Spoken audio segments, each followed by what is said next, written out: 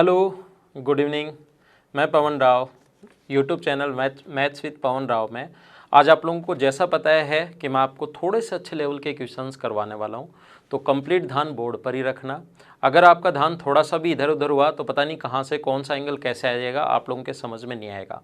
इसलिए कल का आपको पता है मैंने आसान क्वेश्चन, बेसिक क्वेश्चंस करवाए थे जो आपको आसानी से समझ में भी आ गए होंगे या आपने कर लिए थे। कल इवनिंग में आपको क्वेश्चंस मिल गए होंगे। मेरा जो टेलीग्राम का लिंक है उस पर आपको क्वेश्चंस मिल जाते हैं। कल शाम को ही आज का जो मैं अभी करवाने वाला हूँ 15 क्वेश्चंस, वो कल शाम को ही मैंने टेलीग्राम के लिंक पर डाल दिए थे। तो टेलीग्राम का लिंक नीचे डिस्क्रिप्शन में दिया हुआ है, वहाँ से आप लोग उसको ढूंढिए, मिलेगा आपको, 100% मिलेगा। और वहाँ से आप लोग क्वेश्चंस हमेशा आगे वाले, जैसे कल का जो अपना क्वेश्चंस होंगे उनके एक दिन पहले ही मैं क्वेश्चंस डाल देता हूँ ताकि आप लोग पहले खुद प्रैक्टिस करो।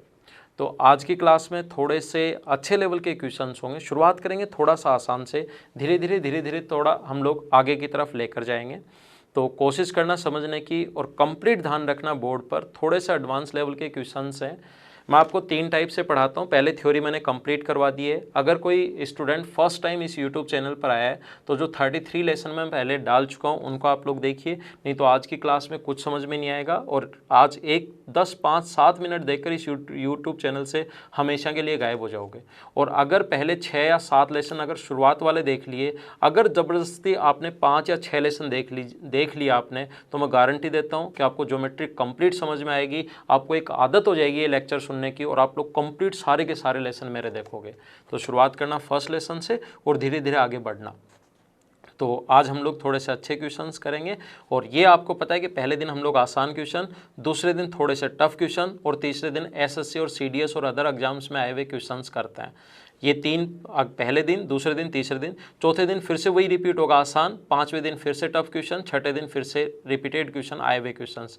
जिससे एसएससी कभी बेसिक से पूछे तो फर्स्ट टाइप के क्वेश्चंस हम कर रहे हैं, कभी एडवांस लेवल के पूछे तो सेकंड कर रहे हैं, और अगर प्रीवियस ईयर्स के दे तो तीसरा हम लोग कर रहे हैं। पूरा हम लोग कंप्लीट लेकर चलेंगे। ऐसा नहीं है कि जो पिछले साल के कर लो पास हो जाओगे, आजकल एसएससी में कुछ नहीं है। तो सबसे पहले आपके सामने पहले तो मैं क्वेश्चंस दे चुका हूँ, फिर भी अगर कोई स्टूडेंट चाहता है कि सर बोर्ड पर क्वेश्चन आए तो पहला क्वेश्चन आपके सामने ये रहा। आप लोग इसको पढ़िए, साथ साथ मैं भी पढ़ता चलता हूँ। In a triangle ABC, AB plus BC equals to 22 centimeter, a point P is placed over AC. If AC equals to 12, calculate the smallest integer value of BP.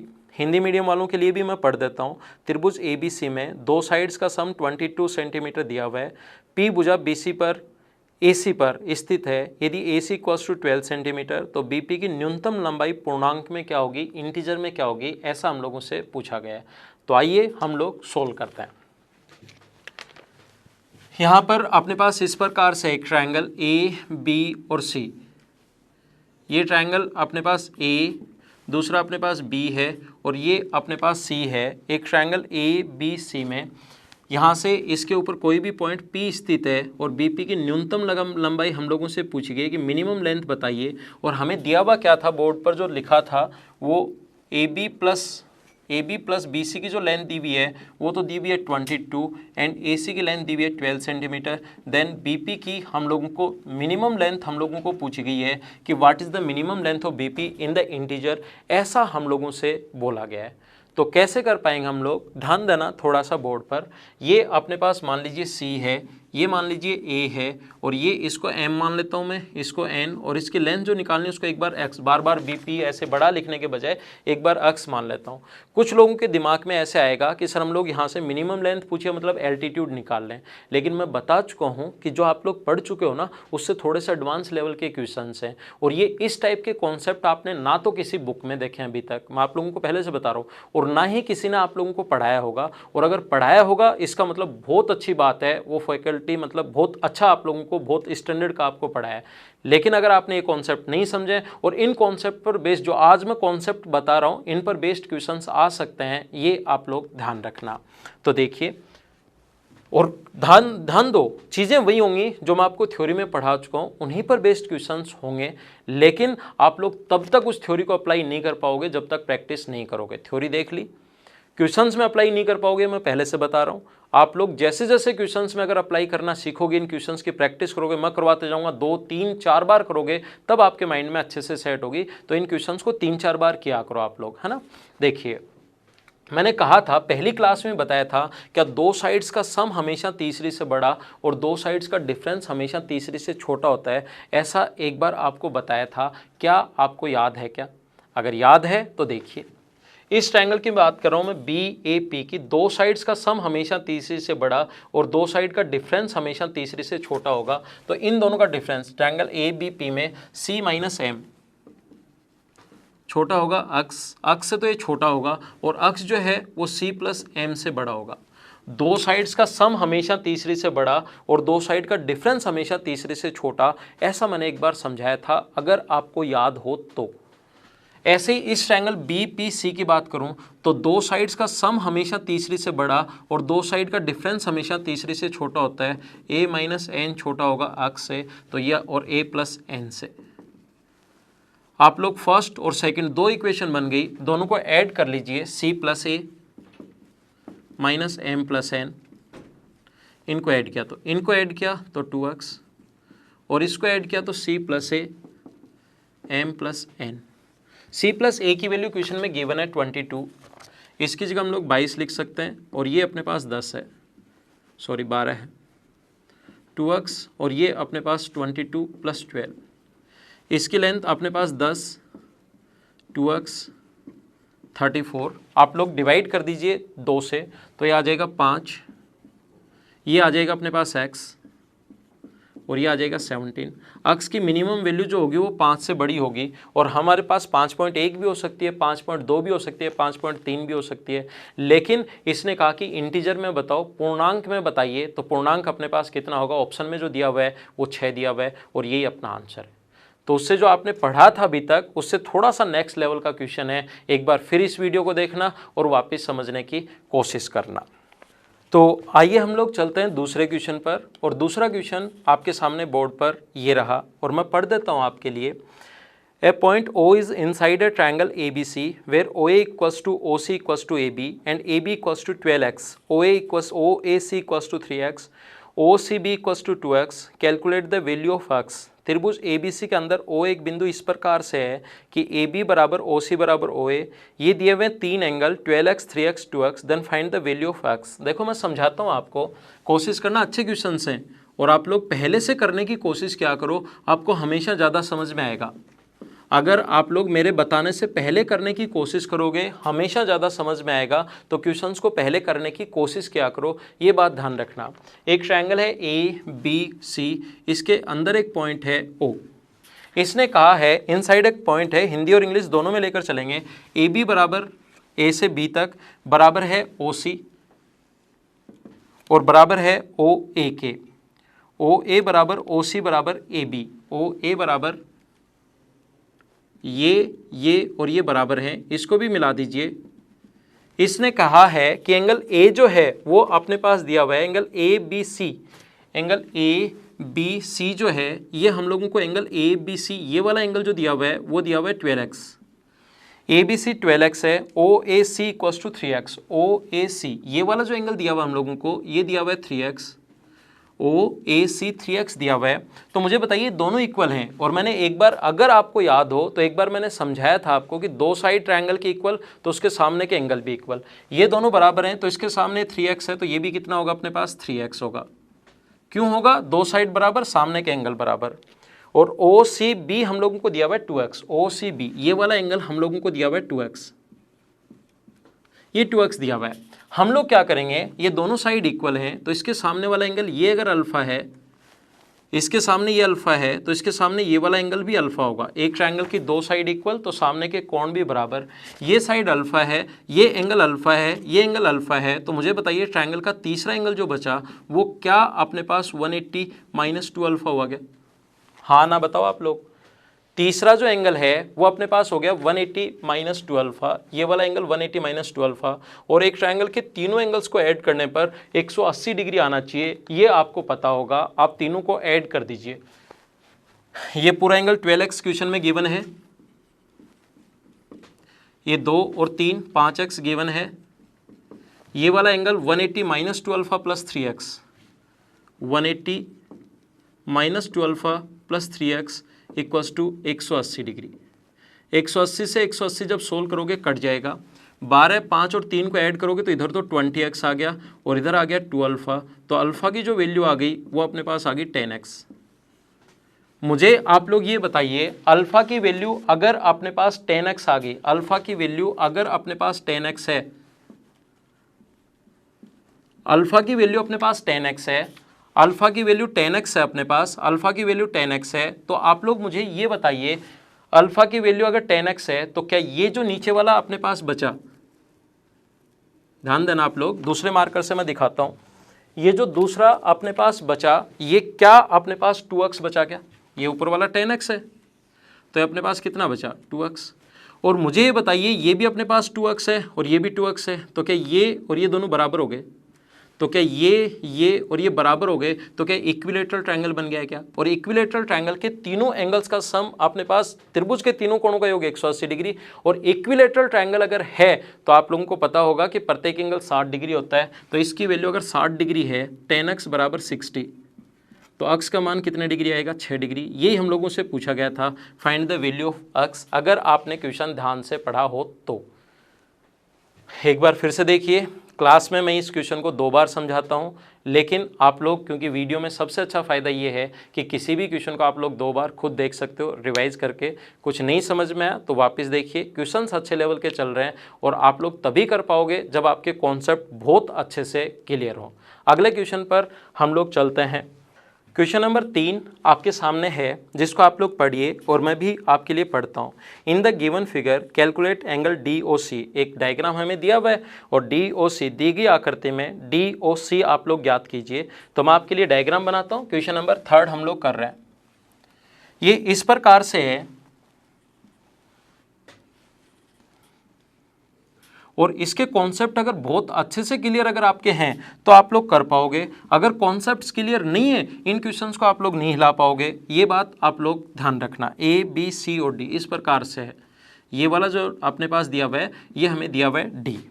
यहाँ से इसके दोनों डायगोनल्स एक दूसरे को ऊपर मिलते हैं और इस कॉन्सेप्ट पर बेस्ड क्वेश्चंस जब अच्छे लेवल के क्वेश्चंस करते हो तो ये वाला जो कॉन्सेप्ट है इस पर बेस्ड क्वेश्चंस आते हैं, ये बात आप लोग ध्यान रखना यहाँ पर। और ये क्वेश्चंस नॉर्मली स्टूडेंट नहीं कर पाता, इधर ध्यान दीजिए, कॉन्सेप्ट समझिए।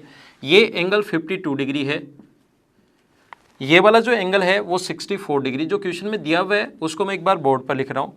ये अपने पास 48 डिग्री है, तो ये अपने पास 66 डिग्री दिया हुआ है और हमें पूछा है कि एंगल DOC ये वाला एंगल कितने डिग्री होगा, ऐसा हम लोगों से पूछा गया है।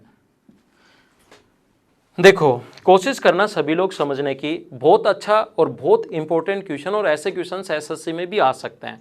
अगर एडवांस लेवल के क्वेश्चंस आए तो इसी टाइप के क्वेश्चंस SSC में आएंगे, ये आप लोग ध्यान रखना। कैसे, देखिए, ये वाला एंगल 52 डिग्री है, ये वाला एंगल 64 डिग्री है। एक बात ध्यान रखना, जब मैंने आप लोगों को ट्रायंगल पढ़ाया था उस टाइम भी मैंने बताया था, एक बात ध्यान रखना, एक्सटीरियर एंगल बाइसेक्टर जिस पॉइंट पर मिलते हैं, ये याद रखो थ्योरी, और थ्योरी में भी मैंने बताया था एक्सटीरियर एंगल बाइसेक्टर जिस पॉइंट पर मिलते हैं, तो यहाँ से इस पॉइंट को अगर मिलाया जाए, यहाँ से इस पॉइंट को अगर मिला दिया जाए तो ये इस एंगल का एंगल बाइसेक्टर होता है। एक्सटीरियर एंगल बाइसेक्टर जिस पॉइंट पर मिलते हैं, और इस पॉइंट ABC ट्रायंगल में अगर B व C के एक्सटीरियर एंगल बाइसेक्टर P पर मिले और A व P को अगर मिला दिया जाए तो ध्यान रखना ये इसका एंगल बाइसेक्टर होगा। ये बात ध्यान रखना आप लोग, बहुत इंपॉर्टेंट पॉइंट है और ये मैंने थ्योरी में तो समझा दिया है, लेकिन इसको काम में तभी ले पाओगे जब इस पर बेस्ड 1-2 क्वेश्चंस कर चुके होंगे आप लोग। तो देखिए, इसी पर बेस्ड ये वाला क्वेश्चन है, इसको आगे अगर बढ़ा दूं मैं और इसको अगर आगे बढ़ा दिया जाए तो हमें ये पता है कि 66 और 48 का जो सम होगा वो 114 होगा। तो ये वाला एंगल जो बचा वो 66 डिग्री बचा, क्योंकि एक स्ट्रेट लाइन पर बना एंगल जो होता है वो 180 डिग्री होता है। आपने किया होगा क्वेश्चन और मुझे पता है कि 90% स्टूडेंट्स को ये वाला क्वेश्चन नहीं आया, तो आप लोग कोशिश करना समझने की, बहुत अच्छा क्वेश्चन है। ऐसे ही इन दोनों को अगर आप लोग ऐड करोगे तो ये अपने पास आ जाएगा 116 और स्ट्रेट लाइन पर बना एंगल 180, तो ये आ गया 64 डिग्री। मुझे आप लोग ये बताइए 48 है, ये 52 है, तो ये जो कंप्लीट एंगल बचा ट्रायंगल का तीसरा एंगल, ये 52, 48, 100, तो त्रिभुज का तीसरा जो कोण बचा वो क्या अपने पास 80 डिग्री बचा क्या। और ध्यान रखना ये 64, ये 64, तो एंगल बाइसेक्टर इस ट्रायंगल BAD के लिए 64, 64 exterior angle bisector, 66, 66 exterior angle bisector. इस पॉइंट C पर अगर मिलें तो ये जो यहाँ से अगर इसको मिलाएं तो मैंने कहा है कि एंगल बाइसेक्टर होता है, तो ये कोण 80 था तो ये भी 40 होगा और ये भी कितने डिग्री होगा, 40 डिग्री। ये अपने पास 48 और 66 को जब आपने ऐड किया तो 114 आ गया। 114 में अगर आप लोग त्रिभुज का तीसरा एंगल निकाल रहा हूं मैं, ये वाला एंगल आपके लिए निकाल रहा हूं, मुझे आप लोग ये बताइए 48 और 66 अगर आप लोग ऐड करोगे तो 114, और ये अगर 114 है उसमें 40 अगर ऐड करोगे तो 154, 154, तो ये वाला जो एंगल बच गया वो अपने पास कितने डिग्री बच गया, 26 डिग्री। और मुझे बताइए 66 और 26 डिग्री अगर अपने पास है तो क्या आप लोग त्रिभुज का तीसरा एंगल फाइंड आउट कर सकते होगे। वापिस समझ लेना, 48 और 66 अपने पास ऐड करोगे तो 114, 114 में ये ऐड करोगे 40 तो 154, ये 154 बच गया, तो जो तीसरा जो एंगल बच गया वो कितने डिग्री बच गया, 26 डिग्री। 26 डिग्री और 66 डिग्री आप लोग ऐड करोगे तो क्या त्रिभुज का आप लोग तीसरा एंगल फाइंड आउट कर सकते हो क्या। ये ऐड करोगे तो 92 आ जाएगा अपने पास, 92 अगर आ गया तो त्रिभुज का तीसरा एंगल बच गया 92, यानी कि अपने पास 88 डिग्री, क्योंकि तीनों का सम कितना डिग्री होता है, 180 डिग्री। तो ये कॉन्सेप्ट आप लोग याद रखना। एक्सटीरियर एंगल बाइसेक्टर जहां पर मिलते हैं इस पॉइंट पर और A को P से मिला दिया जाए तो ये इस एंगल का एंगल बाइसेक्टर होता है, ये आप लोग ध्यान रखना। क्यों होता है थ्योरी में मैं बता चुका हूं, नहीं याद तो अपने आप करने की कोशिश करो आप लोग। क्वेश्चन नंबर 4 आप लोग भी पढ़िए, मैं भी पढ़ता हूँ। In given triangle ABC O is the ortho centre, find angle OAB। ABC में O जो है वो एक ऑर्थो सेंटर है, लंब केंद्र है, देन आपको एंगल OAB बताना है। कैसे हम लोग कर पाएंगे, कोशिश करना सभी लोग समझने की, मैं समझाता हूँ। ये इस प्रकार से है, एक ट्रायंगल AB और C, ये एक ट्रायंगल अपने पास AB और C, ये A दिया हुआ है क्वेश्चन में, आपने पढ़ा होगा डायग्राम देखा होगा, ये B और ये C, क्वेश्चन में डायग्राम भी गिवन है। O is the ortho centre, O ortho centre इसने ये मिलाया, जो डायग्राम क्वेश्चन में दिया हुआ है उसको मैं बना रहा हूँ आपके लिए, और ये दिया हुआ है, और ये हमें दिया हुआ है 40 डिग्री, और ये हम लोगों को दिया हुआ है ये 40 है, और ये हम लोगों को दिया हुआ है 30 degree. Then find triangle OAB हम लोगों से पूछा है, एंगल OAB हम लोगों से पूछा है, OAB फाइंड आउट कीजिए। देखो ऑर्थो सेंटर पर बने एंगल, ऑर्थो सेंटर का जो क्वेश्चन है ना आप खूब सारे कर चुके होंगे। ऑर्थो सेंटर पर बना क्वेश्चन इस प्रकार से, ये 40 डिग्री है तो O पर बना एंगल बताओ चलो। और ऐसे क्वेश्चन आप लोग खूब सारे 180 डिग्री माइनस से होता है, क्योंकि हमें पता है ऑर्थो सेंटर पर बना एंगल 180 डिग्री माइनस A, याद है क्या। इस टाइप के क्वेश्चंस आप लोग कर चुके हो, वैसे क्वेश्चंस मैं आपको नहीं करवा रहा हूँ, मैं थोड़े से एडवांस लेवल के क्वेश्चंस आपके लिए करवा रहा हूँ। तो ऑर्थो सेंटर पर ऐसे क्वेश्चंस भी बन सकते हैं, चलो कोशिश करो करने की। कल आपके पास क्वेश्चंस आ गए थे तो आपने कोशिश तो कर ली होगी, या वीडियो रोककर आप लोग हमेशा, अगर मुझसे ज्योमेट्री पूरी पढ़नी है, अच्छे से पढ़नी है, और आपको लगता है सर मुझे एक बार में समझ में भी आए, तो अगर पहले नहीं किया या तो सुबह से उन क्वेश्चंस को करो, नहीं किया है तो वीडियो पॉज करके एक बार इन क्वेश्चंस को आप लोग किया करो। कैसे कर पाओगे चलो मैं समझाता हूँ। ये ऑर्थो सेंटर है, इसको आगे बढ़ाओ, इसको आगे बढ़ाओ। लंब केंद्र को आगे बढ़ाने पर ध्यान रखना जिस पॉइंट पर मिलते हैं वहां पर बना कोण 90 डिग्री, यहाँ पर बना कोण 90 डिग्री, और इसको भी आगे बढ़ा दो, ये कोण 90 डिग्री। मुझे बताइए ये कोण 90 है, ये 40 है, 90 40 इस ट्रायंगल की बात करूँ, इस पॉइंट को D नाम दे दो, ADC में 90 40 तो तीसरा 50 बचा, तो क्या 18 डिग्री होगा क्या, ठीक है। 90 32 तो क्या ये वाला जो एंगल है वो 58 डिग्री होगा क्या, हाँ ना कुछ तो बोल दो आप लोग। 58 होगा, क्योंकि त्रिभुज के तीनों कोणों का योग 180 डिग्री होता है। ये अगर 58 है तो मुझे बताओ क्या ये भी 58 होगा क्या। ये अगर 58 है, वर्टिकली अपोजिट एंगल शीर्षाभिमुख कोण बराबर होते हैं, तो ये अगर 58 है तो ये भी 58 हुआ। 58 90 तो क्या ये तीसरा जो एंगल बच गया क्या 32 डिग्री बच गया क्या। ध्यान रखो बोर्ड पर कंप्लीट, क्योंकि जैसे जैसे हम लोग आगे बढ़ते जाएंगे क्वेश्चंस का स्टैंडर्ड अब बढ़ना शुरू होगा, इसलिए आप लोग कंप्लीट ध्यान अपना बोर्ड पर रखना, अगर आपको बहुत अच्छे और बहुत लेवल के क्वेश्चंस अगर करने हैं तो। ये एंगल 58 है, ये 32 है। मुझे ये बताओ, ये पूरा एंगल 50 डिग्री था, तो ऑर्थो सेंटर पर बना एंगल ये कंप्लीट एंगल, ये अगर 50 डिग्री है तो ऑर्थो सेंटर पर बना एंगल क्या 180 माइनस सी होता है, तो 180 माइनस सी कंप्लीट एंगल क्या 130 डिग्री का होगा क्या? ये 130 डिग्री है, ये 32 डिग्री है, तो क्या त्रिभुज का तीसरा एंगल आप लोग फाइंड आउट कर सकते हो क्या? 130 और 32 को ऐड करोगे तो 162 आ गया, 162 आ गया तो त्रिभुज का तीसरा कोण क्या 18 डिग्री बचा गया। तो ट्रायंगल का तीसरा जो एंगल आ गया वो अपने पास आ गया 18 डिग्री। ये अपना आंसर है। अगर किसी स्टूडेंट के थोड़ा कम समझ में आया है, आप लोग वीडियो को पॉज करो और थोड़ा सा रिवाइज करो, वापस से उसको देखिए। क्लास में मैं 2-2 बार समझा देता हूं, लेकिन यहाँ पर मैं आपको 2 बार नहीं समझा रहा हूँ। वीडियो का फ़ायदा ये है कि आप लोग आसानी से इसको वापस से भी देख सकते हो। 90 40 गिवन है, 90 40 तो पूरा 50, 32 तो 18 तो पूरा 50, 90 32 तो तीसरा 58, वर्टिकली अपोजिट एंगल बराबर, ये 58 ये 90 तो ये 32, 50 है पूरा 130 होगा, 130 32 तो तीसरा एंगल 18 डिग्री। ये अपना आंसर है। तो क्वेश्चन नंबर 5 जो है वो आपके सामने बोर्ड पर है, उसको आप लोग पढ़िए। बड़ा सा क्वेश्चन है, क्वेश्चन बड़ा नहीं है, नीचे ऑप्शन आने के बाद थोड़ा बड़ा हो गया। In given triangle ABC E and D are the interior points of AC and BC respectively. AF bisect CAD and BF bisect CBE. Which is the correct of the following alternatives? दिए गए ABC में ED क्रम से ABC व BC पर स्थित दो बिंदु हैं, AF CAD और BF कोण CBE का कोण समद्विभाजक है, तो निम्न में से कौन सा विकल्प ठीक है, ऐसा हम लोगों से पूछा गया है। कोशिश करना, क्वेश्चन मैंने पढ़ दिया आपके लिए। ये सारे नोट्स ऐसे कैसे जैसे मेरे पास हैं ऐसे कैसे आपको मैं लिंक पे दे चुका हूँ, टेलीग्राम के लिंक पर, वहाँ से आप लोग ले लीजिए। कल शाम को ही मैंने आपको प्रोवाइड करवा दिए थे, अगर आपको मिल गए हैं तो। और इन क्वेश्चंस को आप लोग अपने फेसबुक पर, व्हाट्सएप पर, जहाँ पर भी शेयर कर सकते हो, अपने दोस्तों के साथ शेयर कीजिए इनको। इन क्वेश्चंस को आप लोग शेयर करते रहिए, ताकि जिसको भी नीड होगी, जिसको ज्योमेट्री नहीं आती, उसको मैं ज्योमेट्री सिखाने की कोशिश करूँगा। तो आप लोगों को इसीलिए मैंने दिए हैं ये क्वेश्चंस कि आप लोग शेयर भी करो, ताकि स्टूडेंट्स को थोड़ा सा फ़ायदा हो।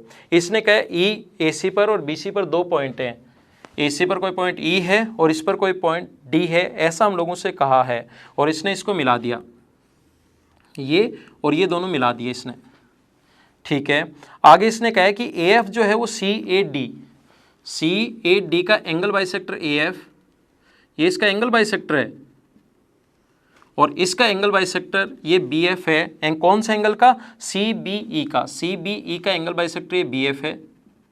देन निम्न में से कौन सा ठीक है, तो ऑप्शन आप लोग देखिए, जब भी ऐसा पूछे कि निम्न में से कौन सा ठीक है, तो हम लोगों को ऑप्शन जो है वो साथ लेकर चलना पड़ेगा। तो कैसे कर पाएंगे हम क्वेश्चन को, ध्यान देना आप लोग बोर्ड पर, बहुत ज़्यादा आसान क्वेश्चन है। सभी ऑप्शन में एंगल E और D का सम है, एंगल E और एंगल D का समय बहुत ज़्यादा आसान है, कोशिश करना समझने की। ये देखो CAD का एंगल बाइसेक्टर है, तो ये वाला एंगल अगर A है तो ये भी A होगा, और ये इसका बाइसेक्टर है, CBE का बाइसेक्टर BF है, तो ये वाला एंगल अगर B है तो ये वाला एंगल भी B होगा।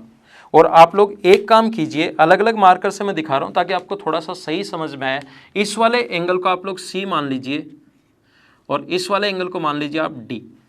तो इस ट्रायंगल EAB की बात करूं मैं, अगर एंगल EAB की बात करूं, तो मुझे बताइए एंगल AEB जो है, एंगल AEB त्रिभुज का तीसरा कोण, त्रिभुज का तीसरा कोण, ये वाला जो एंगल है वो क्या 180 minus 2A minus C minus D होगा।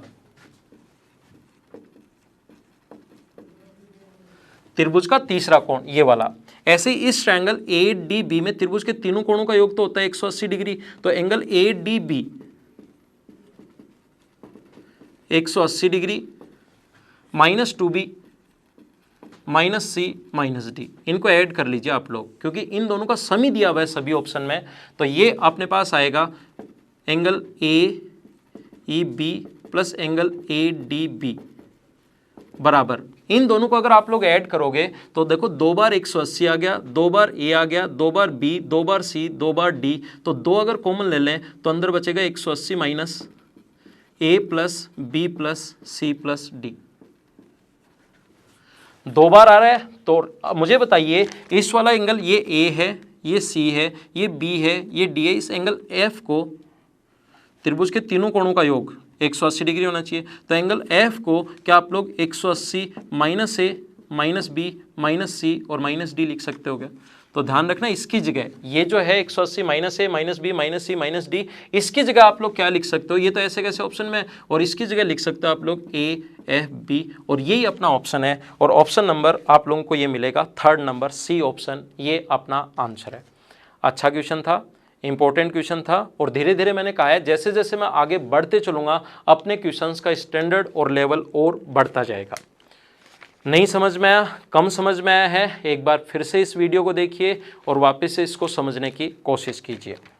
नेक्स्ट क्वेश्चन 6 नंबर, बड़ा सा क्वेश्चन है, आपके सामने बोर्ड पर लिखा हुआ है, इसको आप लोग पढ़ लीजिए। ट्रायंगल ABC में B का अंतःद्विभाजक तथा C का बाह्य द्विभाजक D पर मिलते हैं। D से CB के समांतर एक रेखा जो AC को L पर और AB को M पर मिलती है। यदि समलंब चतुर्भुज LCMB में CL और MB क्रम से 5 और 7 हों तो LM की लंबाई क्या होगी? ऐसा हम लोगों से पूछा गया है।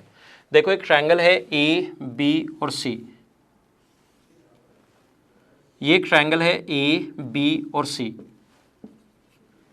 इसने कहा एक तो B का बाइसेक्टर और एक C का बाइसेक्टर एक दूसरे को D पर मिलते हैं, ऐसा सबसे पहले कहा है। क्वेश्चन आपके पास होगा भी, पढ़ भी लिया होगा, मैं पढ़ता चलता हूं। D से CB के समांतर एक रेखा जो AC को L पर, इसके समांतर एक लाइन खींची जो AC को मिल रही है L पर, इसके पैरेलल लाइन खींची, ध्यान रखना ये पैरेलल लाइन खींची है, BC के पैरेलल एक लाइन खींची जो AC को L पर और AB को M पर मिलती है। इसने हम लोगों से कहा है CL और MB क्रम से, CL तो अपने पास दिया हुआ है 5 और MB दिया हुआ है 7। ये यहां से यहां तक अपने पास 5 है और ये अपने पास 7 दिया हुआ है। Then find the length of LM, LM की लंबाई हम लोगों से पूछी गई है। तो कैसे कर पाएंगे? ध्यान देना बोर्ड पर, यहां पर हमारा क्वेश्चन करने का तरीका जो होगा, इस क्वेश्चन को देखिए, ये एंगल बाइसेक्टर हैं, तो ये कोण अगर थीटा है तो ये कोण भी थीटा होगा। और मैं आपको बोल चुका हूं कि इस टाइप के क्वेश्चंस जब भी आपके सामने आए, पहले आप लोग खुद करने की कोशिश किया करो ताकि आप लोग अच्छे से और जल्दी आप लोग उसको समझ पाओ। और ये वाला एंगल अगर अपने पास ये बाह्य बाइसेक्टर है तो ये वाला कोण अगर अपने पास मान लो x है तो ये वाला कोण भी x होगा। आप लोगों को मैं समझा चुका हूं, दो लाइन अगर पैरेलल हों तो ऑल्टरनेट एंगल एकांतर कोण हमेशा बराबर होते हैं। और जो भी थ्योरी मैं आप लोगों को पढ़ा चुका हूं उसको मैं साथ साथ आप लोगों को रिवाइज करवाते चलूंगा, आपको याद करवाते चलूंगा ताकि आपको अच्छे से और ज़्यादा समझ में आए। देखिए, तो ये दोनों लाइन पैरेलल थी, ये कोण अगर थीटा है तो क्या अपने पास ये वाला कोण थीटा होगा क्या? ये थीटा है, ये थीटा, एक ट्रायंगल के दो कोण बराबर है तो उसके सामने की साइड बराबर, इसके सामने ये यहाँ से यहाँ तक 7 क्वेश्चन में गिवन है तो यहाँ से यहाँ तक ये भी 7 होगा। थीटा थीटा सामने 7 तो ये भी 7 होगा। और इसको अगर मैं दूसरे मार्कर से दिखाऊं आपके लिए, ये वाला यहाँ से यहाँ तक, ये वाला मान लो x है या y है तो ये भी x होगा। और मैंने अभी भी बताया कि ऑल्टरनेट एंगल हमेशा बराबर, ये अगर x है तो एक कंप्लीट एंगल क्या x होगा क्या? तो दो कोण बराबर, ट्रायंगल एल सी डी की बात कर रहा हूँ, ये x है ये x है, तो इस अक्ष के सामने 5 है। देखो क्वेश्चन में गिवन है ये 5, तो इस अक्ष के सामने यहाँ से यहाँ तक ये जो होगा, यहाँ से यहाँ तक ये ग्रीन से जो दिखाया है वो क्या 5 होगा क्या? टोटल 7 है, इधर वाला 5 है, तो क्या इसकी लेंथ 2 बच गई क्या? 2 बच गई, ये अपना आंसर है। आसान क्वेश्चन था थोड़ा सा। आइए तो अगले क्वेश्चन पर चलते हैं हम लोग, नेक्स्ट क्वेश्चन पर। क्वेश्चन नंबर 7 आपके सामने बोर्ड पर लिखा हुआ है, ABC में A का द्विभाजक BC को D पर, इंग्लिश मीडियम वाले पढ़ लीजिए क्वेश्चन को, मैं हिंदी में पढ़ देता हूँ। D पर काटता है, B से लंब जो AD को E पर मिलता है, AC के समांतर एक रेखा जो E से गुजरती है, BC को G पर, AB को H पर काटती है। यदि AB 26, BC equals to 28, AC equals to 30, then find the length of DG। तो DG की लंबाई आप लोग ज्ञात कीजिए। कोशिश करना समझने की, अच्छा और आसान क्वेश्चन। एक ट्रायंगल अपने पास A, B और C, समझाता हूँ मैं आपको और समझ में सभी को आ जाएगा, बस ध्यान रखना बोर्ड पर। और आपने खुद ने कर लिया होगा और आपको पता होगा कि क्वेश्चन किस स्टैंडर्ड का है। आपने कोशिश कर ली होगी और आपको पता लग गया होगा कि क्वेश्चन किस स्टैंडर्ड का है। ए का द्विभाजक बीसी को डी पर काटता है। ए का जो द्विभाजक है ए का एंगल बाइसेक्टर बीसी को काटता है डी पर। एंगल बाइसेक्टर कोण समद्विभाजक जो दिया हुआ है वैसे वैसे मैं साथ साथ लिखते चलता हूं। इसका एंगल बाइसेक्टर इसको काट रहा है डी पर और बी से ए बी जो लंब ए डी को ई पर काटता है। बी से इस पर एक परपेंडिकुलर डाला जो इसको काट रहा है ई पर। ठीक है, कोई दिक्कत नहीं है। जैसे जैसे वो बोलता जा रहा है वैसे वैसे डायग्राम तो बनाना पड़ेगा जिससे आपसे क्वेश्चन सोल्व होगा। एसी के समांतर एक रेखा जो ई से गुजरती है डीसी को जी पर और ए बी को एच पर।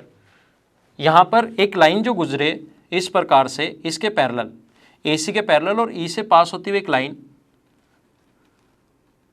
अब मैं दूसरा मार्कर काम में लेता हूं जिससे आपको थोड़ा सा सही और ज़्यादा समझ में आए। इसने कहा है कि ए बी को एच पर काटती है, ए बी को तो काटती है एच पर और डीसी को काटती है जी पर। ये एक पैरेलल लाइन जो इसको तो काट रही है जी पर, यहां इसको काट रही है जी पर और इसको काट रही है एच पर। और हम लोगों को जो लेंथ दी हुई है ये दी हुई है 26, ए बी की लेंथ 26, बी सी की लेंथ जो दी हुई है वो 28 दी हुई है 28, और ये जो दिया हुआ हम लोगों को ए सी की लेंथ दी हुई है 30। ये क्वेश्चन में दिया हुआ था, मैंने एक बार आपके लिए डायग्राम बनाया ताकि आपको सही और अच्छे से समझ में आए और इससे बहुत सारे कॉन्सेप्ट क्लियर होंगे। ध्यान रखना, थ्योरी पढ़ लोगे क्वेश्चंस में तब तक अप्लाई नहीं कर पाओगे जब तक थ्योरी पर आप लोग कम से कम 150-200 क्वेश्चंस नहीं कर चुके होंगे। थ्योरी कंप्लीट अच्छे से पढ़ो, 200, 250, 300 क्वेश्चन अच्छे से कर लो। उसके बाद जहाँ पर जो क्वेश्चन आपको दिखाई दे उसको आप लोग लगा दीजिए, क्वेश्चन आपसे 99% हो जाएगा। तो आप लोग देखिए, अब इससे आपके बहुत सारे कॉन्सेप्ट क्लियर होंगे। अगर एक चीज आप लोग ध्यान रखना, यही तो एंगल बाइसेक्टर है। इसको मैं एक बार आगे बढ़ा दूं ताकि आपको सही समझ में आए। मुझे बताइए, यही तो एंगल बाइसेक्टर है, यही तो कोण समद्विभाजक है ये रहा, और यही एल्टीट्यूड है। अगर आप लोगों को याद हो, एक जमाने में मैंने आप लोगों को समझाया था, अगर वही लाइन तो एल्टीट्यूड हो, और इस पर बेस्ड मैंने एक चीज आपको बताई थी कॉन्ग्रुएंसी में, वही लाइन तो एल्टीट्यूड हो और वही लाइन अगर एंगल बाइसेक्टर हो तो वो आइसोसेलेस ट्रायंगल तो होगा ही होगा, अपने पास वो लाइन मीडियन का भी काम करेगी। तो एक बात ये ध्यान रखना, ये अपने पास यही लाइन तो एंगल बाइसेक्टर है और ये यहाँ पर एल्टीट्यूड है, तो ये मीडियन का भी काम करेगी। यानी ई जो है इसका मिड पॉइंट है, और ये अगर 26 है तो यहाँ से यहाँ तक अगर पी तक मिले तो ये भी अपने पास 26 होगा। ये बात आप लोग सबसे पहले ध्यान रखना।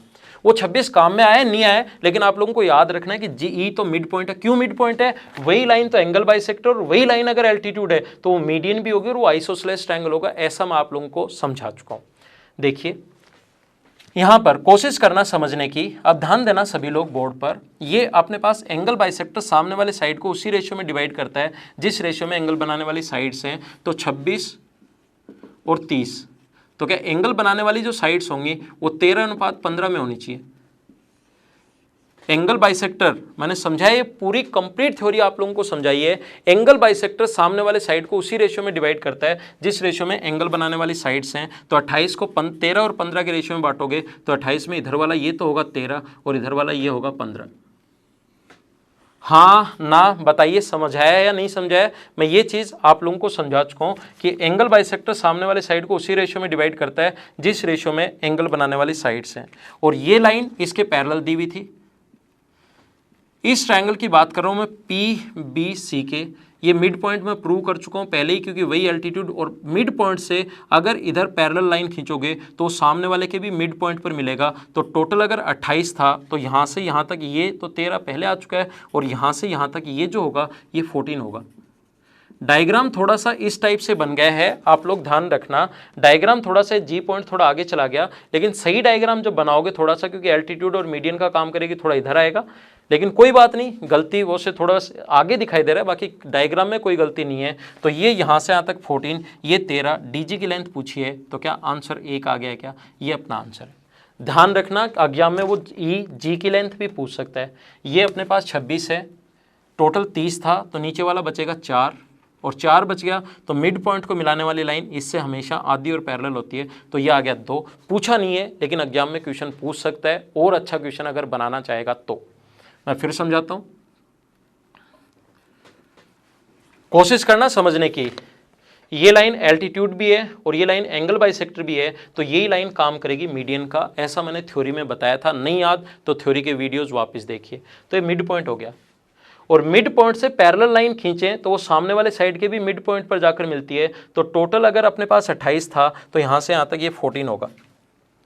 और एंगल बाइसेक्टर सामने वाली साइड को उसी रेशियो में डिवाइड करता है जिस रेशियो में एंगल बनाने वाली साइड है। 26 और 30 का रेशियो 13 और 15, तो ये 13 होगा और इधर वाला 15 होगा। यहाँ तक 13, यहाँ तक 14, 14 में से 13 माइनस कर दिया तो डीजी पूछा था, आंसर आ गया 1 सेंटीमीटर। बहुत अच्छा क्वेश्चन, बहुत इंपॉर्टेंट क्वेश्चन, कोशिश करना इसको करने की।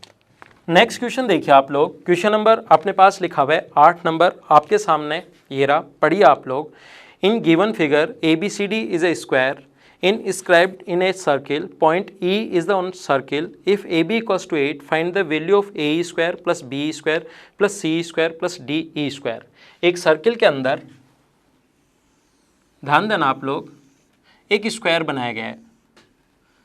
बहुत अच्छा और बहुत आसान क्वेश्चन, क्वेश्चन नंबर 8 समझा रहा हूँ मैं आपको, क्वेश्चन नंबर 8 समझा रहा हूँ। अपने पास इस प्रकार से है A, B, C और D, एक स्क्वायर है जिसकी ये एक साइड हमें दी हुई है 8 और एक पॉइंट E है अपने पास, यहाँ पर एक पॉइंट E है और इसने कहा है कि A से E तक, B से E तक, इनको अगर मिला दिया जाए सभी को, इसके ऊपर सर्कमफ्रेंस के ऊपर एक पॉइंट है सर्किल। ये जो डायग्राम है ये क्वेश्चन में गिवन है, आपके पास होगा। और हम लोगों से लेंथ पूछी है AE square plus BE square plus CE square plus DE square की वैल्यू क्या होगी, ये हम लोगों से पूछा गया है। बहुत आसान क्वेश्चन और बहुत इंपॉर्टेंट क्वेश्चन है, कोशिश करना आप लोग समझने की। देखिए कैसे कर पाएंगे हम लोग, ध्यान देना। एक बात तो ये ध्यान रखना आप लोग, एक चीज़ याद रखना हमेशा और हमेशा कि डायगोनल, जो स्क्वायर के डायगोनल होते हैं वो हमेशा और हमेशा उसके सेंटर से पास होंगे। और स्क्वायर के डायगोनल का जो फॉर्मूला होता है, डायगोनल का फॉर्मूला होता है √2 इंटू साइड में मेंशुरेशन में पढ़ाऊंगा। अभी एक बार कोई भी एग्जाम आपका है नहीं, अभी एसएससी तो आगे आप लोगों को पता ही है, 17 में भी थोड़ी प्रॉब्लम आ रही है। तो एसएससी कब होगा ऐसा हमें नहीं पता, थोड़ा सा आगे जाएगा। तो मुझे एक बार धीरे धीरे और आराम से पढ़ाने दो ताकि मैं सब कुछ आपको समझा सकूं। ऐसे तो मैं महीने भर में सारे टॉपिक भी करवा सकता हूं, लेकिन हम लोग धीरे धीरे और आसान, क्योंकि अगर जल्दी का एग्जाम हुई तो हम लोग जल्दी कर लेंगे, टाइम बढ़ा देंगे। और अगर एग्जाम थोड़ी लेट है तो मुझे धीरे धीरे अच्छे से पढ़ाने दो ताकि सब कुछ मैं आप लोगों को समझा सकूं। भागने की कोशिश मत करो, जहाँ से पढ़ रहे हो वहाँ से पढ़ ही लो, और जो मैं चीज़ें चैप्टर में समझा रहा हूँ उसको अच्छे से समझ लो, है ना। तो भागने की कोशिश नहीं करना। √2 इंटू साइड, आप लोग मुझे बताइए A से C को अगर मिला दिया जाए, A से C को मिला दिया जाए तो व्यास द्वारा परिधि पर बना कोण हमेशा 90 डिग्री होता है। तो ये अगर ये जो इसके जो डायगोनल्स होंगे वो सेंटर से पास होंगे, तो यहाँ से अगर हम लोग ये मिलाएं तो हम लोग लिख सकते हैं AC स्क्वायर बराबर, क्योंकि व्यास द्वारा परिधि पर बना कोण 90 डिग्री, हम लोग लिख सकते हैं AC स्क्वायर बराबर AE square plus EC square Pythagoras theorem से। और दूसरा, अगर आपके पास ये वाला डायगोनल मिला दिया जाए, दूसरे वाला यहां से यहां तक ये डायगोनल मिला दें, तो ध्यान रखना हम लोग अगर B से E को मिला दें, आसान क्वेश्चन, लेकिन ये कॉन्सेप्ट आपका अगर किया हुआ होगा तुरंत समझ में आ जाएगा, नहीं किया हुआ होगा नहीं समझ में आएगा। ग्रीन वाला व्यास द्वारा परिधि पर बना कोण 90 डिग्री, तो BD स्क्वायर बराबर हम लोग लिख सकते हैं ABE square plus DE square. दोनों को अगर हम लोग ऐड कर लें, इधर वाले को और इधर वाले को, तो इनके सम की वैल्यू तो हमें चाहिए।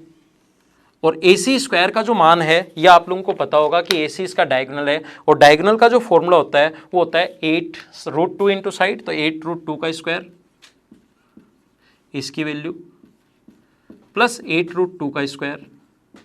और ये आगे वाला तो हम लोगों से पूछा ही है, AB square plus AE square plus BE square, सारा AE स्क्वायर ये पूछा है।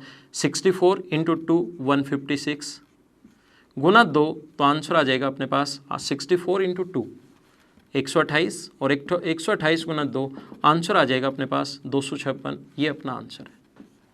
तो आसान और अच्छा क्वेश्चन था, कोशिश करना समझने की। आइए नेक्स्ट क्वेश्चन देखते हैं हम लोग। नेक्स्ट क्वेश्चन 9 नंबर आपके सामने बोर्ड पर है, आप लोग उसको पढ़िए, मैं भी आपके साथ पढ़ लेता हूँ। इंग्लिश मीडियम वाले आप लोग पढ़िए, मैं हिंदी में क्वेश्चन आपके लिए पढ़ देता हूँ। एक वृत्त की त्रिज्याएं AO तथा BO लंबवत हैं। MN रेखा AB के समांतर जो AO को P पर तथा BO को Q पर काटती है, वृत्त को M तथा N पर मिलती है। MP बराबर √56, PN बराबर 12, तो वृत्त की त्रिज्या क्या होगी? आसान और अच्छा क्वेश्चन, कोशिश करना समझने की। समझाता हूं मैं आपको। ये इस प्रकार से है और इससे बहुत सारी चीजें आपके समझ में आएंगी, ध्यान रखना। AO और BO, A से O तक और B से O तक एक दूसरे पर परपेंडिकुलर हैं। यहां से एक लाइन MN जो AB के पैरेलल है, एक लाइन MN जो AB के पैरेलल है, और इसको MP की वैल्यू √56 जो इसको AO को P पर और इसको Q पर काटती है। ये पॉइंट दिया हुआ है P और ये पॉइंट दिया हुआ है Q। ठीक है, MP का जो मान दिया हुआ है वो दिया हुआ है √56 और PN की वैल्यू दी हुई है 12। MP की वैल्यू जो दी हुई है वो दी हुई है √56 और PN का जो मान दिया हुआ है, P से N तक की जो वैल्यू दी हुई है वो दी हुई है 12। इसकी वैल्यू जो होगी अपने पास वो दी हुई है 12। अब देखिए, हमें पूछा है कि वृत्त की त्रिज्या क्या होगी, और ऑप्शन आपने देख लिए होंगे कि क्या क्या दिए हुए थे हम लोगों को। वृत्त की त्रिज्या हमें फाइंड आउट करनी है। What is the radius of circle, ये हम लोगों को फाइंड आउट करना है। कैसे कर पाएंगे? देखिए, बहुत अच्छा और आसान क्वेश्चन, आसान भी है और अच्छा भी है। कैसे करेंगे? देखो, आप लोग एक काम कीजिए, PN की लेंथ 12 दी हुई है, ये 56 दिया हुआ है, तो ये दोनों अगर पैरेलल हैं तो ये जो क्वेश्चन में गिवन है वो अभी तक लिख चुका हूं मैं। ये अगर √56 है तो ये भी अपने पास √56 होगा। QN की वैल्यू भी √56 होगी। ये यहां से यहां तक आप लोग इसको आगे बढ़ाओ। ये अगर मैं अक्स मानता हूं और ये रेडियस है तो ये O से A तक भी रेडियस होगा, तो ऊपर वाला ये जो बचा अपने पास ये होगा R-A। अक्स माना तो R - X। बहुत अच्छा क्वेश्चन मैं आप लोगों को करवा रहा हूँ और काफ़ी देर हो गई है मुझे पढ़ाते हुए, और मैं 15 क्वेश्चंस आपको करवाऊंगा ही।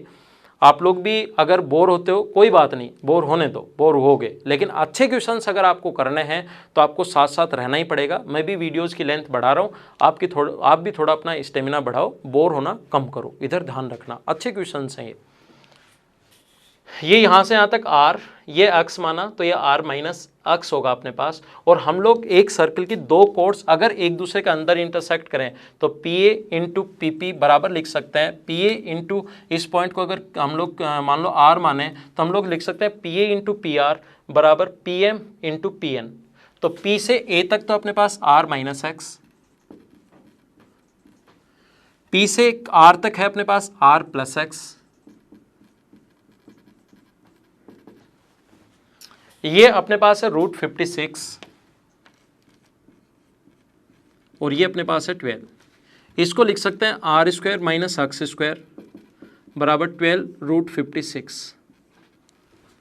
देखो, एक चीज ध्यान रखना, ये दोनों अगर पैरेलल हैं तो ये अगर x है तो ये यहां से यहां तक और यहां से यहां तक इधर वाला भी x होगा, जिसको मैं ब्लू से ही दिखा देता हूं। ये अपने पास x होगा। ये टोटल PN जो Q अपने पास PN 12 था, इधर वाला अगर ये √56 है तो इधर वाला भी √56 होगा। तो P से Q तक की जो वैल्यू आ गई अपने पास, P से Q तक की जो वैल्यू आ गई वो आ गई 12 - √56। तो हम लोग इस ट्रायंगल POQ में लिख सकते हैं x² + x², पाइथागोरस थ्योरम से x² + x² बराबर इसका स्क्वायर होगा 144 + 56 - 24 √56। तो 2 बार आएगा, तो ये x² की जो वैल्यू आ गई वो दोनों को ऐड किया तो 200, तो ये आ गया 100 - 12 √56। ये जो x² की वैल्यू जो है आप लोग यहाँ पुट कर दीजिए, R², ये लिख सकते हैं आप लोग 100 + 12 √56, क्योंकि बाहर माइनस का है तो अंदर जाएगा तो ये तो हो जाएगा माइनस का और ये हो जाएगा प्लस का, बराबर 12 √56।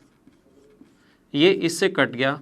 R² बराबर अगर 100 है तो R की वैल्यू रेडियस पूछी थी 10, ये अपना आंसर। एक बार फिर समझाता हूँ, अच्छा और आसान क्वेश्चन 2-3 बार कर लोगे चीज़ें बहुत ज़्यादा आसान लगने लगेंगी। मैं पहले से बता रहा हूँ, धीरे धीरे स्टैंडर्ड में बढ़ाते जाऊँगा, लेकिन आप लोग तभी समझ पाओगे जब कंप्लीट वीडियो अच्छे से 2 बार देखोगे आप लोग, तभी अच्छे से समझ में आएगा, नहीं तो आप लोगों की चीज़ें समझ में आना बंद हो जाएंगी। पहले आप लोग थ्योरी देखिए और उसके बाद वीडियोस देखिए, थ्योरी देखिए, क्वेश्चंस देखिए, थ्योरी क्वेश्चन, ऐसे 3-4 बार करोगे तो आपको अच्छे से समझ में आ जाएगा। मैं फिर समझा रहा हूँ, ध्यान देना आप लोग। ये √56 और 12 ये दोनों क्वेश्चन में दिए हुए हैं। हमें इसकी रेडियस फाइंड आउट करनी थी, हम लोगों ने इसको आगे बढ़ाया, ये पॉइंट R मान लिया। ये अगर दो कोड्स एक दूसरे को अगर P पर इंटरसेक्ट करें तो AP इंटू PR बराबर MP इंटू QN, ये हम लोग लिख सकते हैं। ये टोटल यहाँ से यहाँ तक रेडियस अगर मैं R मान लूँ तो इधर भी R होगा, इसको X मान लिया तो ये R माइनस एक्स, तो R माइनस एक्स और ये R प्लस एक्स, √56 और 12, ठीक है, ये आ गया। अब x की जो वैल्यू है यहाँ से x² प्लस x², ये √56 अगर होगा तो इधर वाला भी √56 ही होगा, अगर ये दोनों पैरेलल हैं तो। क्यों होगा? यहाँ से हम लोग लाइन खींचेंगे, एक ट्रिपेजियम बनाएंगे और उसके बाद उसको प्रूव करेंगे। आप लोग खुद इस चीज़ को याद रख लेना। यहाँ से इस प्रकार से इसको इससे मिलाएंगे, इसको इससे मिलाएंगे, तो कोशिश करना अपने आप करने की। ये भी एक या पैरेलल हो तो आप लोग ये याद रख सकते हो कि ये भी अपने पास √56 ही होगा, ये मैंने लिख दिया है। टोटल 12 था, ये √56, तो ये 12 माइनस √56, इसका स्क्वायर प्लस इसका स्क्वायर बराबर इसका स्क्वायर। x का मान यहाँ से यहाँ पुट कर दिया, सोल्व करते ही अपने पास आंसर आ गया। अगले क्वेश्चन पर चलते हैं हम लोग, नेक्स्ट क्वेश्चन। तो क्वेश्चन नंबर 10 आपके सामने बोर्ड पर लिखा हुआ है, एक समबाहु त्रिभुज ABC का लंब AD जो O केंद्र वाले वृत्त का व्यास है, यदि वृत्त त्रिभुज ABC भुजा AB को E पर और AC को F पर काटे तो इन दोनों का रेशियो हम लोगों से पूछा है। इंग्लिश मीडियम वाले स्टूडेंट क्वेश्चन को इंग्लिश में पढ़ लीजिए। ABC is a equilateral triangle. Question number हम लोग देख रहे हैं 10 number. ABC is a equilateral triangle and AD is the perpendicular. ध्यान रखना, मैंने अभी तक नहीं पढ़ा है, वैसे मेंसुरेशन में मैं पढ़ाऊंगा। इसके हाइट का फॉर्मूला होता है √3/2 इंटू साइड। साइड अगर A मानो तो √3/2 इंटू A, तो ये √3/2 इंटू A, ये इसका सेंटर है मान लीजिए। ये AD व्यास वाला एक सर्किल, इसको काट रहा है अपने पास E पर और इसको काट रहा है F पर। देन हम लोगों को BC और EF का रेशियो हम लोगों से पूछा गया है। हम लोगों को रेशियो पूछा है किसका? EF और BC का रेशियो पूछा है, ये हम लोगों से पूछा गया है। कोशिश करना समझने की, और एक दो चीज़ें मैं पहले भी आपको थ्योरी में पढ़ा चुका हूँ, और जब आपको हाइट एंड डिस्टेंस पढ़ाऊंगा तो मैं ये बताऊंगा ही बताऊंगा। ध्यान रखना, 30 के पास वाली साइड बड़ी और 60 के पास वाली साइड छोटी होती है, और छोटा और बड़ा बनाना है √3 से। किसी ने अगर रेशियो रट रखे हैं वो ठीक है। 30 के पास वाली साइड बड़ी, तो ये अगर x है तो ये √3x होगा, और कर्ण हमेशा 30 डिग्री के सामने वाली साइड का डबल होता है। ये आप अच्छे से समझ लो, क्योंकि मैं ज्योमेट्री में बहुत जगह काम में लूंगा और हाइट एंड डिस्टेंस तो पूरी पढ़ाऊंगा इस टाइप से। 30 के पास वाली साइड बड़ी, 60 के पास वाली साइड छोटी। छोटा या बड़ा बनाना है √3 से। लगे कि बड़ा बनाना है तो √3 से इंटू कर दो, लगे छोटा बनाना है तो √3 का भाग दे दो। और कर्ण हाइपोटेनस हमेशा 30 के सामने वाली साइड का डबल। आपको लग रहा होगा कि मैंने तो रेशियो याद रट रखे हैं, फिर भी आप लोग ये लाइन 3, 4, 5 बार सुनो और फिर देखना हाइट एंड डिस्टेंस का क्वेश्चन 5-10 सेकंड में आप लोग कैसे कर पाओगे। बेसिक से कैसे फास्ट करोगे ये चीज़ मैं सिखाऊंगा आपको। 30 के पास वाली साइड बड़ी, 60 के पास वाली साइड छोटी। छोटा बनाना है √3 से भाग दे दो, बड़ा बनाना है √3 से डिवाइड इंटू कर दो। जैसे आपको लगता है कि 60 के पास वाली साइड छोटी या बड़ी, तो आप कहोगे सर छोटी, तो छोटा बनाना है तो √3 से भाग दे दीजिए। और कर्ण हमेशा 30 डिग्री के सामने वाली साइड का डबल। और समझा देता हूँ, ये अपने पास दिया हुआ है 30 डिग्री, ये दिया हुआ है 60 डिग्री, अपने आप आएगा 90, 30, 60, ये 40 दिया हुआ है। तो 30 के पास वाली साइड बड़ी, बड़ा बनाना है या छोटा, आपके पास सिर्फ √3 है। लगे बड़ा बनाना है तो √3 से इंटू कर दो, लगता है छोटा बनाना है तो √3 का भाग दे दो, तो ये 40 √3। और कर्ण 30 डिग्री के सामने वाली साइड का डबल। ये बात आप लोग याद रखना, बहुत जगह काम में आएगा। फिर आएगा, फिर समझा दूंगा, लेकिन याद भी रखना EF और BC का रेशियो हमें चाहिए। हमें पता है कि एक इक्विलेटरल ट्रायंगल है, समबाहु त्रिभुज है, और इक्विलेटरल ट्रायंगल में, समबाहु त्रिभुज में, ये कोण अगर अपने पास 60 डिग्री है तो ये सेंटर पर बना एंगल, इस आर्क द्वारा सरकमफ्रेंस पर बना एंगल 60 डिग्री है, तो ये होगा 120 डिग्री। ये अपने पास क्योंकि ये इस प्रकार से, ये अगर 60 डिग्री है तो 120, ये भी रेडियस है, ये भी रेडियस है, और रेडियस हाइट यहाँ से यहाँ तक AD का मान अगर √3/2 इंटू ए है तो रेडियस आधी होगी, ये भी √3/4 इंटू ए, ये भी √3/4 इंटू ए, और ये भी √3/4 आधी होगी इससे ए। तो यही एल्टीट्यूड, यही मीडियन, ये एंगल बाइसेक्टर, ये 60, ये 120, तो ये इधर वाला 60, तो ये आ गया 30 डिग्री। और मुझे आप लोग ये बताइए, कर्ण हमेशा 30 डिग्री के सामने वाले साइड का डबल होता है, कर्ण 30 डिग्री के सामने वाले साइड का डबल, तो ये √3/4 इंटू ए है, तो कर्ण 30 डिग्री के सामने वाले साइड का डबल, ये क्या अपने पास यहाँ लिख देता हूँ, √3/8 होगा क्या। और 30 के पास वाली साइड बड़ी या छोटी, आप कहोगे सर बड़ी, बड़ा बनाना तो इसको √3 से इंटू कर दें, तो ये आ गया 3/8a। EF का जो मान आएगा इसको इधर भी इतना ही आएगा, इधर भी इतना ही, इसको 2 से गुना कर दो तो 3/a/4, और BC की वैल्यू तो a मानकर चले रहे हैं, a से a कट जाएगा और रेशियो कितना आ जाएगा 3:4, ये अपना आंसर है। तो आसान क्वेश्चन था। नेक्स्ट क्वेश्चन पर चलते हैं, ये आपको खुद को भी आना चाहिए था पहले से। नेक्स्ट जो क्वेश्चन है एक बार मैं करवा चुका हूँ, लेकिन फिर भी सिस्टमेटिक चल रहे हैं क्वेश्चंस में, मुझे वापस मैं पढ़ाता हूँ। देखिए ध्यान देना बोर्ड पर आप लोग, क्वेश्चन नंबर हम लोग 11 नंबर देख रहे हैं, क्वेश्चन नंबर 11 आपके सामने बोर्ड पर क्वेश्चन आ गया है, आप लोग देख लीजिए। ये डायग्राम बना हुआ है, आसान सा क्वेश्चन है, लग रहा आसान है, आंसर आपका कुछ जो स्टूडेंट नहीं पढ़ी है मेरी थ्योरी उनका आंसर 100 डिग्री आएगा, फिर भी मैं एक बार वापस आपको समझा देता हूँ। देखिए इस प्रकार से है, ये दिया हुआ है A, ये दिया हुआ है B, और ये हम लोगों को दिया हुआ है C, और ये अपने पास D है, और ये इसका सेंटर है O। D से O को मिला दें हम लोग, और यहाँ से इसको भी मिलाया है। ये वाला दोनों एंगल हम लोगों को क्वेश्चन में गिवन, अगर आपने पढ़ा है तो ये एंगल अपने पास दिया हुआ है ABC, ये 30 डिग्री।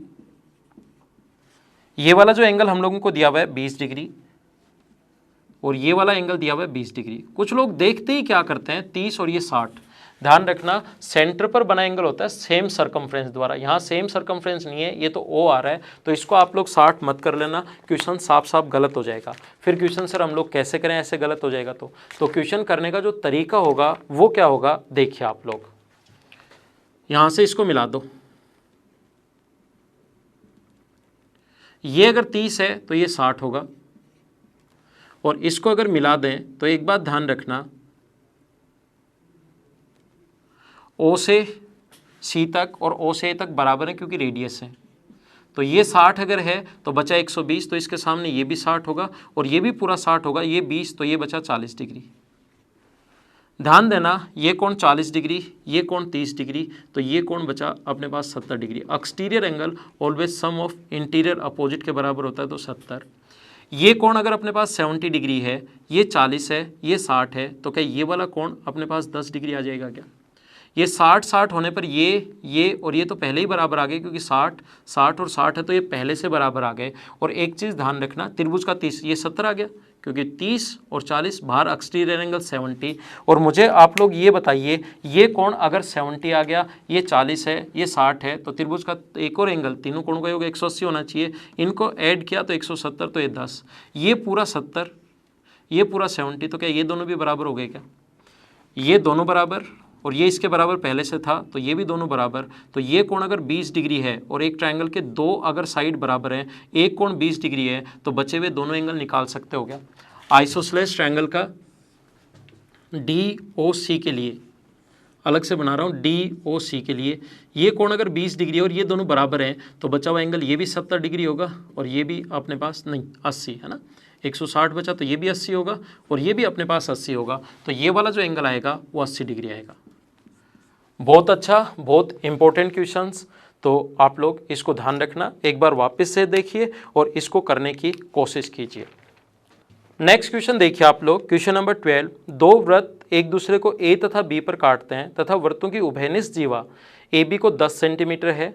जो दोनों वृत्तों को केंद्र से मिलाने वाली रेखा वृत्त को P तथा Q पर अगर काटती है, PQ = 3, यदि वृत्त की त्रिज्या 13 सेंटीमीटर हो तो दूसरे वृत्त की त्रिज्या कितनी होगी। जैसे ही मैं क्वेश्चन पढ़ता हूँ आपके सामने क्वेश्चन आ जाता है, साथ साथ आप लोग भी पढ़ा करो। कल इवनिंग में मैं पहले से क्वेश्चन दे चुका हूँ मेरे टेलीग्राम के लिंक पर, तो उसको आप लोगों को साथ साथ वहाँ से क्वेश्चन ले लीजिए। नीचे डिस्क्रिप्शन में लिंक दिया हुआ है, वहाँ से जाइए, वहाँ से क्वेश्चन आप लोग ले सकते हो। तो देखिए क्वेश्चन नंबर 12 मैं आप लोगों को समझाता हूँ। यहाँ पर अपने पास लिखा हुआ है दो वृत्त एक दूसरे को ए तथा बी पर काटते हैं। दो सर्किलें जो एक दूसरे को ए तथा बी पर इंटरसेक्ट करते हैं, ए बी इक्वल्स टू 10। ठीक है, दोनों वृत्तों को केंद्र से मिलाने वाली रेखा इनको पी तथा क्यू पर काटे। ए बी की लेंथ 10 दी हुई है, तो ध्यान रखना हमेशा ये इस पर परपेंडिकुलर होता है, तो ये बचा 5। एक की रेडियस आपके सामने 13 दी हुई है और पी और क्यू पर काटे है ना, इसको दोनों सेंटर को मिलाने वाली लाइन O1 और इसका सेंटर मान लीजिए O2। यहाँ तक ठीक है। इसके बाद हम लोगों को कहा है कि वृत्त की त्रिज्या अगर 13 सेंटीमीटर हो तो दूसरे वृत्त की त्रिज्या कितनी होगी, ऐसा हम लोगों से पूछा गया है। तो दूसरे वृत्त की त्रिज्या अगर पूछे तो आसान क्वेश्चन है। देखो 13 के स्क्वायर में से 5 का स्क्वायर माइनस करोगे तो यहाँ से यहाँ तक ये आ जाएगा 12। ये टोटल रेडियस जो है वो अपने पास 13 थी, 13 है, तो यहाँ से O1 से Q तक 13 होगा। ये अगर 12 है यहाँ से यहाँ तक, तो ये बचा 1, क्योंकि टोटल 3 क्वेश्चन में गिवन है। ये 3 क्वेश्चन में गिवन है। उधर वाला अगर 1 होगा तो ये इधर वाला जो अपने पास बचा, ये अपने पास बच गया 2। और ये रेडियस यहाँ से यहाँ तक R मान लो। ये अगर R है तो यहाँ से यहाँ तक भी R होगा। ये अगर 2 है तो यहाँ से यहाँ तक इधर वाला जो बचा वो अपने पास बचा R-2। और लिख सकते हैं R-2 का स्क्वायर, R-2 का स्क्वायर प्लस 5 का स्क्वायर बराबर R स्क्वायर। क्या सोल्व करके R की वैल्यू निकाल लोगे क्या? हाँ ना, कुछ तो बोलो। निकाल लेंगे तो निकाल लेना, कैलकुलेट करना है, आंसर अपने पास आ जाएगा।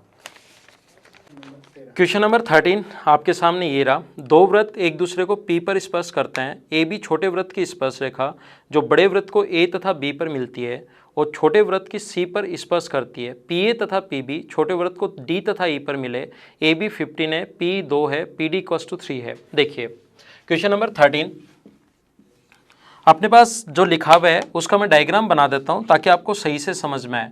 और ये मैंने आप लोगों को जैसे कहा है, अच्छे क्वेश्चंस हैं, बहुत अच्छे क्वेश्चन हैं, ये इंपॉर्टेंट क्वेश्चंस हैं, इंपॉर्टेंट उस पॉइंट ऑफ व्यू से हैं अगर कभी एसएससी एडवांस लेवल के क्वेश्चंस दे तो।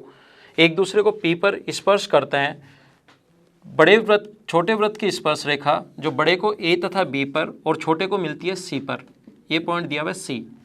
इसने कहा है कि पी पर ये दोनों स्पर्श करते हैं और यहाँ से अगर हम लोग पी से ए तक ए बी को मिला दिया जाए, पी ए तथा पी बी डी तथा ई पर, पी से ए तक मिलाया जाए वो मिलता है इसको डी पर, और इधर मिलाया जाए वो इसको मिलता है ई पर।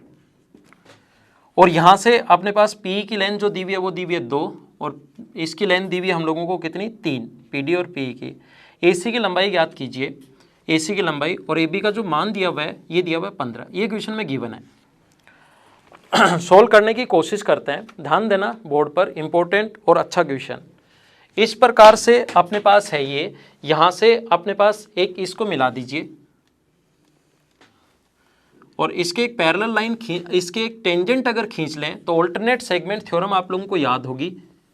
ऑल्टरनेट सेगमेंट थ्योरम में मैंने आपको बताया था, ये यहाँ से टेंजेंट व कोण के बीच बना कोण थीटा है, तो इधर कहीं भी कोण बने वो हमेशा थीटा होगा। ऑल्टरनेट सेगमेंट थ्योरम मैं आप लोगों को समझा चुका हूँ। तो ये वाला कोण अगर अपने पास यहाँ से यहाँ तक, ये वाला कोण अगर अपने पास ए है तो ये वाला कोण भी ए होगा। छोटे वाले सर्कल की बात करें तो बड़े वाले सर्कल में भी ये टेंजेंट का काम कर रही है और ये कंप्लीट कोण है, तो इस कोण द्वारा बना कोण ये भी अपने पास ए होगा। ऐसे ही इधर वाला एंगल ये अगर अपने पास बी है, ये वाला कोण टेंजेंट व कोण के बीच बी अगर है तो यहाँ से इस कोण द्वारा ये भी बी होगा, और ये अगर बी है तो बड़े वाले सर्कल की अगर बात करें तो ये भी बी होगा। तो मुझे बताइए ये बी ये रहा, ये ए ये रहा, तो क्या ट्रायंगल पी डी ई और ट्रायंगल पी ए बी दोनों के दोनों ट्रायंगल जो है वो सिमिलर हो गए क्या? कौन कौन से? ट्रायंगल पी डी ई जो है वो सिमिलर होगा किसके साथ? पी ए बी के साथ। तो यहाँ से हम लोग लिख सकते हैं P D upon P A, यहाँ से लिख लो P D upon P A बराबर होगा डी अपॉन ए बी बराबर होगा P/PB के। ये इक्वल हो, ये सिमिलरिटी से भुजाएं समान अनुपात में होंगी, ऐसा हम लोग लिख सकते हैं। अब इंपॉर्टेंट चीज़ें शुरू होंगी, आप लोग ध्यान देना। यहाँ से अगर इसको मिला दिया जाए, जो कि मैं आपके लिए ब्लू से दिखाता हूँ, यहाँ से इसको अगर मिला दिया जाए तो ये वाला कोण अगर A है तो ये इसके द्वारा यहाँ पर ये वाला कोण भी A होगा। ये अगर A है, सेम आर्क द्वारा सरकमफ्रेंस पर बने कोण बराबर होते हैं। और ये वाला कोण अगर x मान लो तो ये अगर इस ब्लू लाइन द्वारा ये B+x है तो टेंजेंट के साथ ये वाला जो कोण होगा वो B+x होगा। ध्यान देना आप लोग, मैं फिर समझाता हूं आपको। ये अपने पास यहां पर B+x ऑल्टरनेट सेगमेंट थ्योरम, अगर ये कोण अपने पास x है तो इधर कहीं भी कोण बने वो x होगा, और ये वाला कोण अगर x है तो इधर कहीं भी कोण बने वो x होगा। दोनों चीज़ें ठीक हैं, ये x है तो ये x होगा और ये x है तो ये x होगा। तो ये B+x अगर कंप्लीट B+x है तो इसके द्वारा इधर ये कोण B+x होगा। अब देखिए, मुझे बताओ, इस ट्रायंगल की मैं बात करूं PDC की, इसका तीसरा जो एंगल है ये वाला, इसका तीसरा एंगल ये, मुझे बताइए क्या 180 -a -b -x हो गया। ऐसे ही इस ट्रायंगल में PCB में इस ट्रायंगल का तीसरा एंगल ये जो है कि 180 -b -x -a, 180 -b -x -a, 180 -b -x -a के दोनों बराबर हो गए तो क्या एंगल बाइसेक्टर हो गया क्या? और अगर आपको एंगल बाइसेक्टर थ्योरम याद है तो एंगल बाइसेक्टर सामने वाली साइड को अगर आपको याद है तो AC/BC का रेशियो वही होगा, AC/BC का रेशियो वही होगा जो एंगल बनाने वाली साइड्स हैं, जो रेशियो है PA और PB का रेशियो। और ऊपर वाले ट्रायंगल में ऊपर वाली जो अपने पास रिलेशन आया है, इसमें क्या हम लोग ऐसा लिख सकते हैं क्या, फर्स्ट और थर्ड को अगर क्रॉस मल्टीप्लाई कर दें तो ये ऊपर चला जाएगा, तो क्या PA/PB ऊपर गया तो क्या PD/PB P लिख सकते हैं क्या? इसको ऊपर ले जाओ, PA/PB बराबर PD/P, और मुझे आप लोग ये बताइए PA/PB की जगह क्या हम लोग PD, इसकी जगह AC/BC बराबर इसकी जगह क्या हम लोग PD/P लिख सकते हैं क्या? और अब मुझे बताइए PD की वैल्यू तो कितनी है 3 और P की वैल्यू कितनी है 2। AC का मान निकालना, इसको आप लोग x मान लीजिए, इधर वाला हो जाएगा 15 - x। क्या आप लोग सोल्व करके यहाँ से x का मान निकाल सकते हो क्या? क्रॉस मल्टीप्लाई करना है, x का मान निकाल लेना, अपना आंसर आ जाएगा। तो क्वेश्चन नंबर 14 आपके सामने ये रहा, मैं पढ़ देता हूँ क्वेश्चन नंबर 14 को। ये लिखा हुआ है ABC एक समबाहु त्रिभुज है, AC एक बिंदु D है, AD बराबर 1/3 AC, भुजा BC पर एक बिंदु E है, CE बराबर 1/3 BC, BD तथा AE को F पर काटते हैं तो CFB कोण कितना होगा? देखो, एक इक्विलेटरल ट्रायंगल है AB और C, ABC is a equilateral triangle. इस पर एक पॉइंट D इस प्रकार से है कि इसने लिखा है कि AD/AC, जैसे लिखा हुआ वो मैं बता देता हूँ। AC को इधर लाओ 1/3, तो ये अगर अपने पास 1 है तो AC 3 है तो ये बचा 2, और इस पर एक पॉइंट E इस प्रकार से है कि ये 1 है तो ये 2, क्योंकि आगे भी ये दिया हुआ है AE/BC इक्वल्स टू 1/3, तो AE को 1 मानोगे तो इधर वाला 2, क्योंकि टोटल 3, तो इसको अगर x मानते हो तो 2x, ये x मानते हो तो ये अपने पास होगा 2x। सबसे पहली बात, इन दोनों को मिलाया गया जो एक दूसरे को F पर मिलते हैं, तो ध्यान रखना ये x है और ये x है, ये दोनों बराबर। तो ट्रायंगल ADB जो अपने पास ट्रायंगल है, या DAB ट्रायंगल DAB जो होगा वो कॉन्ग्रुएंट होगा कौन से ट्रायंगल के साथ? DAB जो होगा वो सर्वांगसम होगा अपने पास ECA के साथ, ECA के साथ सर्वांगसम होगा, क्योंकि अपने पास ये इसके बराबर पहले से DA बराबर है EC के बराबर। सर्वांगसम क्यों होगा वो मैं बता रहा हूँ। और AB और CA बराबर है, AB और CA बराबर इसलिए है क्योंकि अपने पास कौन सा ट्रायंगल है? इक्विलेटरल ट्रायंगल है, और एक एंगल जो अपने पास है A और C बराबर, क्योंकि 60 डिग्री है वो बराबर होगा। तो इसके सामने, इस अक्ष के सामने ये वाला कोण अगर आप लोग अल्फा मानते हो, जिसको मैं ग्रीन से अगर दिखाऊं कि ये वाला कोण अगर आप लोग अल्फा मानते हो, ये वाला कोण अगर अल्फा मान लिया इसके सामने, तो इसके सामने ये वाला कोण भी अल्फा होगा। ये कोण अपने पास अल्फा है, तो ये वाला जो एंगल बचा अपने पास, ये बच गया 60 माइनस अल्फा।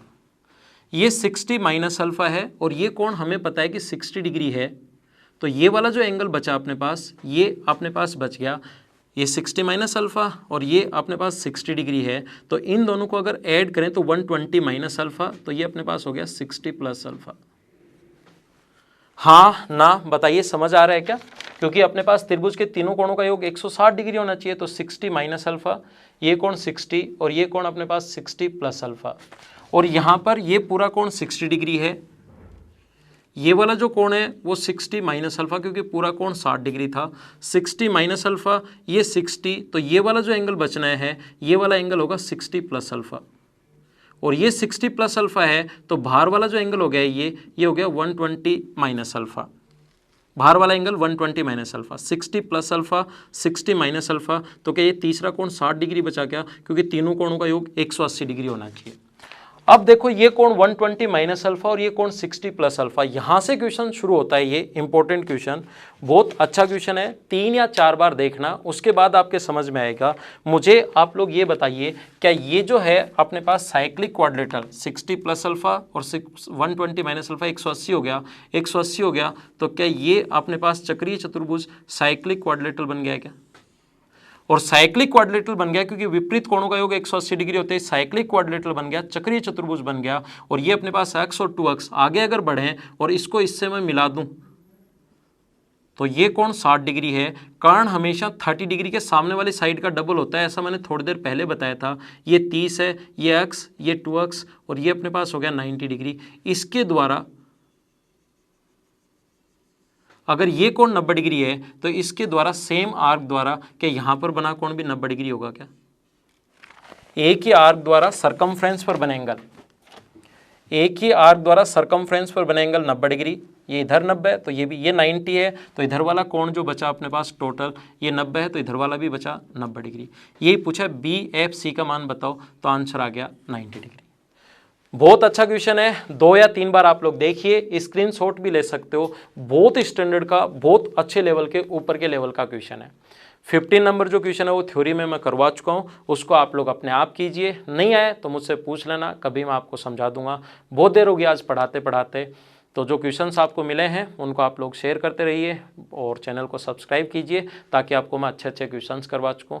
आज की क्लास में सिर्फ इतना ही। Okay, thank you, bye bye. अगली क्लास में मिलते हैं कल शाम को।